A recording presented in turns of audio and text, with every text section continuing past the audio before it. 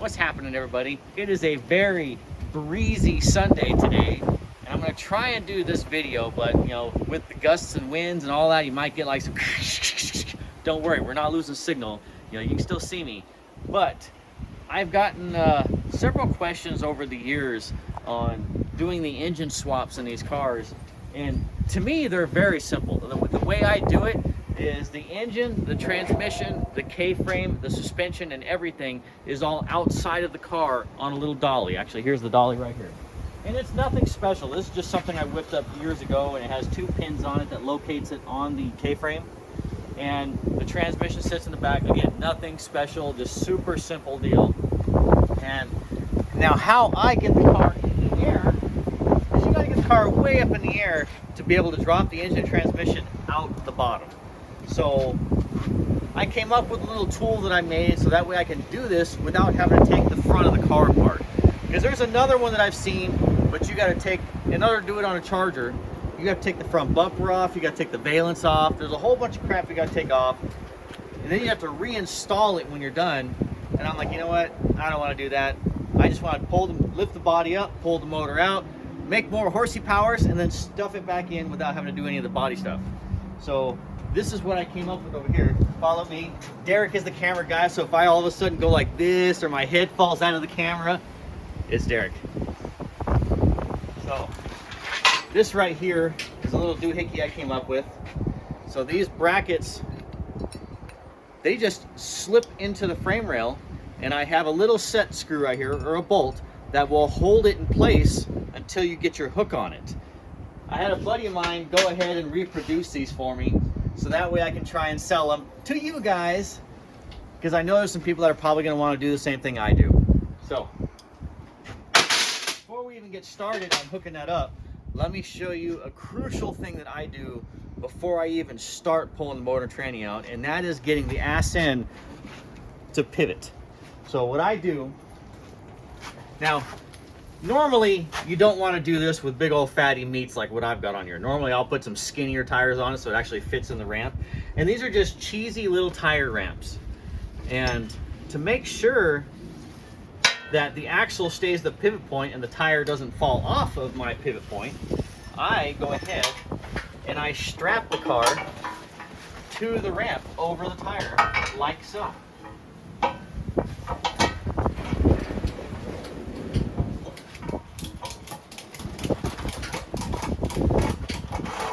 Done. I mean, I just took forever, right? Is your finger in the camera, Derek? It looks like it almost is. I'm just used to seeing Derek's finger pop in the camera. We almost had a damn it Derek moment. All right. So now that the axle is safely strapped to the tire ramps, now I can take this doohickey, which is, and this all comes as the kit. So you'll get all of what you see right here and a pair of these right here. So we'll go ahead and get this thing strapped up.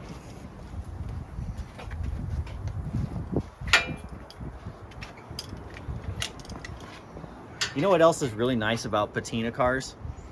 Oh, clumsy me. I just dropped them on my freshly shined painted car. That's why I like patina cars. All right, we're gonna go ahead and strap these guys. I'm going to stay right there, Derek.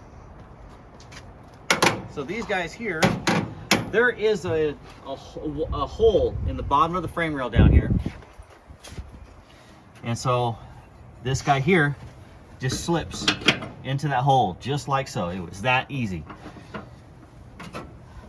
And then, am I starting to sound like one of those infomercial guys, Derek? No. No? Damn it, I need to step up my game.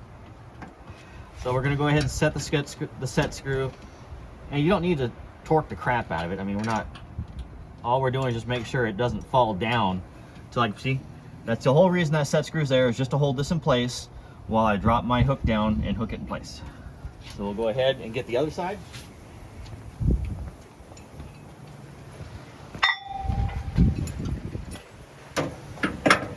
All right, so now that we've got our anchor points in place, come on over here. There we go. We're gonna go ahead and drop this down. And see, look, to do this motor swap, you don't even need to take the freaking hood off.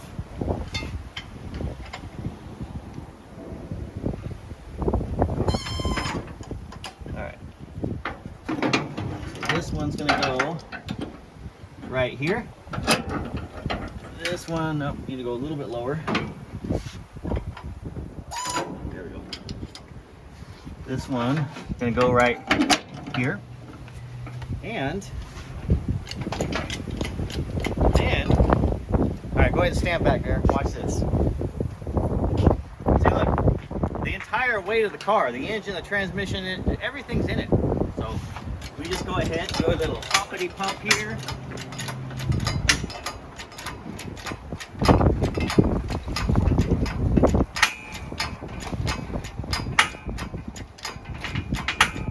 So then I just take my little dolly right here. Well, see, normally the wheels and tires are off of it at this point, but I didn't do that yet, so let's go up a little bit higher.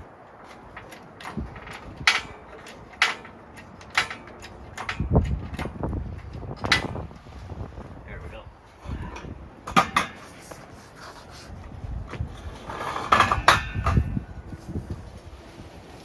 All right. So then I set that guy, and you can do this with any kind of cart.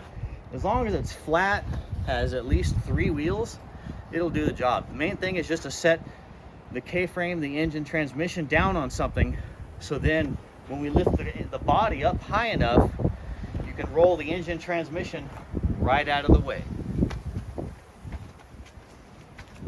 And then what I do is I set it down.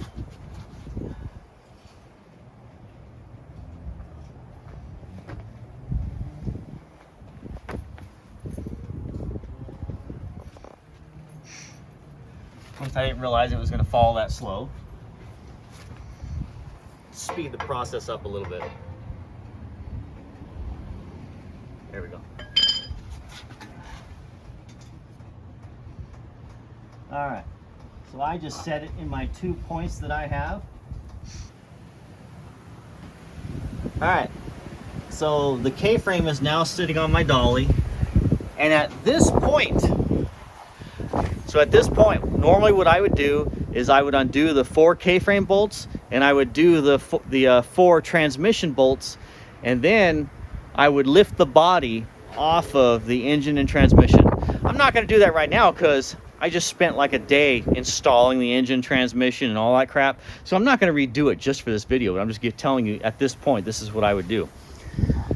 And one nice thing about doing it this way, from the bottom with the K-frame and the engine, transmission, suspension all together, is your headers, your steering box, all your accessories, everything can be assembled and just slid under the car. You're no longer having to bend over fenders. Here, let's bend over the fender, Derek. Oh, dude, your gut just damaged my fender. So, yeah. Way more bester to just assemble the entire drivetrain and slide it underneath.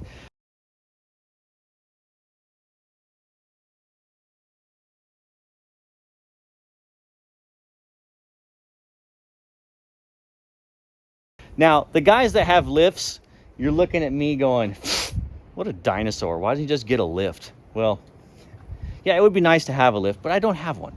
So this is an option that I use, and I figured, you know what, if I do this, there's probably others that would like to do this as well. All right, hold on to that, Derek. Derek, you gotta turn the camera around. No, turn, there you go. There you go. See, there's our damn it, Derek moment.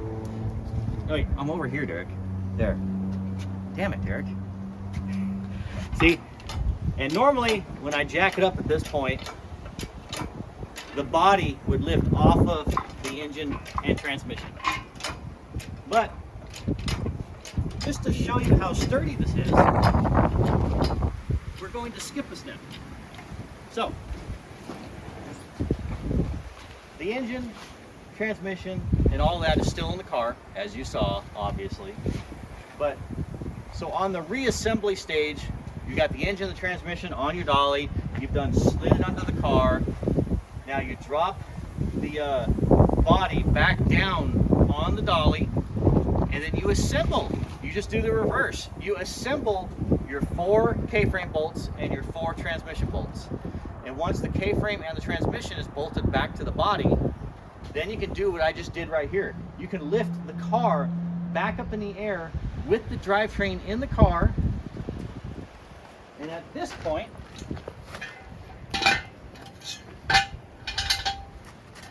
this is when you use your jack stands.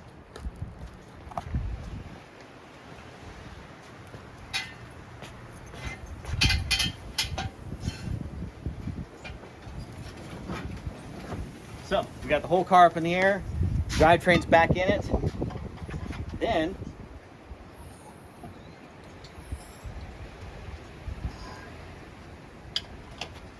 we go ahead and remove our hoist.